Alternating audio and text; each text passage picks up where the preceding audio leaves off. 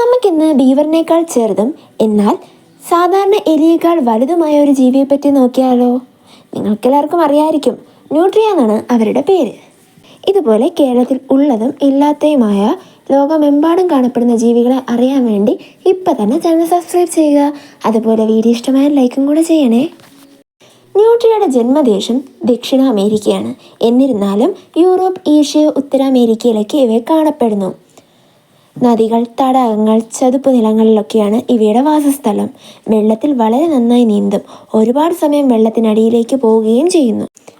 തവിട്ട് നിറത്തിലുള്ള കട്ടിയുള്ള രോമമായിരിക്കും ഇവയ്ക്ക് ഉണ്ടാവുന്നത്. അതുപോലെ നീളമുള്ള വാലും ഓറഞ്ച് നിറത്തിലുള്ള വലിയ മുൻപല്ലുകളുമാണ് ഇവയുടെ പ്രത്യേകത.